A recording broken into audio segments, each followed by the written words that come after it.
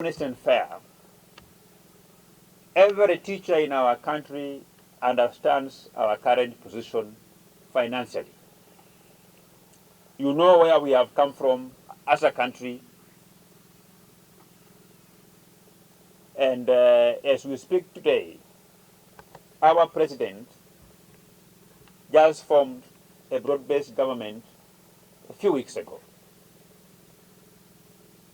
It's only fair that our teachers give CS Treasury an opportunity to settle in his office.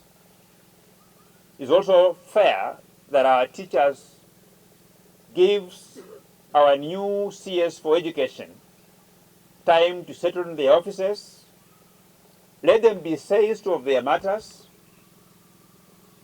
We are also grappling on how we are going to raise more revenue, considering that the head of state never signed the finance bill, a matter which the National Assembly reaffirmed, agreed with, and deleted all those sections in the finance bill of this financial year. So I want to beseech our teachers to give the government time, maybe 3 months, maybe 4 months, so that we can begin to negotiate.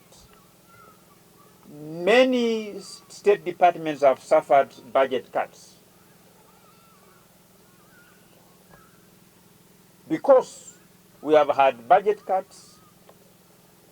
We should be alive to the fact that all CBAs that were signed, that were negotiated on the strength of the finance bill that collapsed, automatically becomes unenforceable, because as a country we must live within our means. This is not to say that teachers should not be properly remunerated. All civil servants, all Kenyans, whether you are working for government or you are working for a private institution, they require to be paid a salary that is in line with the cost of living, that is in line with the changing economic times. No, life becomes expensive every day. So that is my humble plea to our teachers.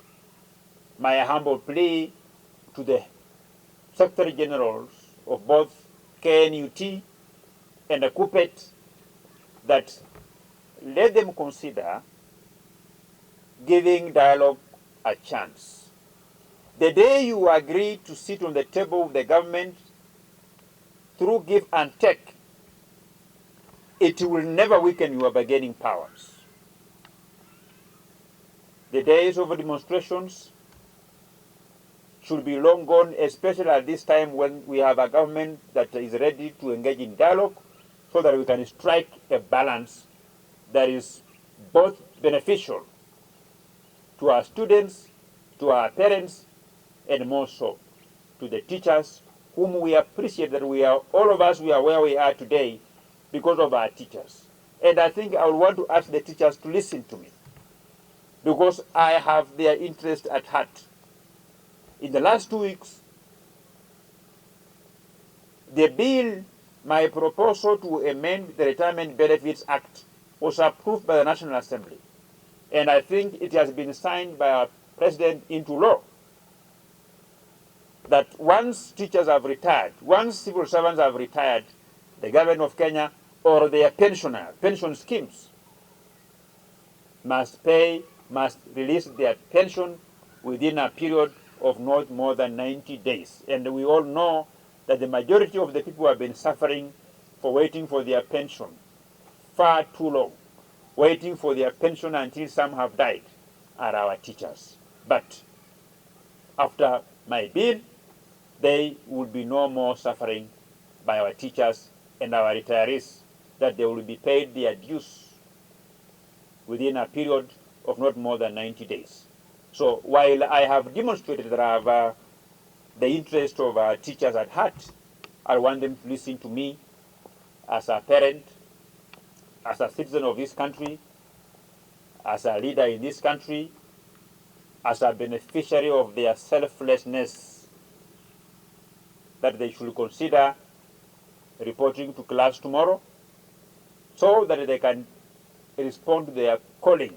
You know, being a teacher, it's a calling, it's a sacrifice, so that you can take our country forward, even as we continue to engage in government on how the government is going to implement, or rather renegotiate, their CBA that was signed by government.